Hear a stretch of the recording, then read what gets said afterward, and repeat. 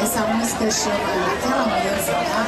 Foi feita por Sérgio Bittencourt e seu pai, grande Jacó Bittencourt.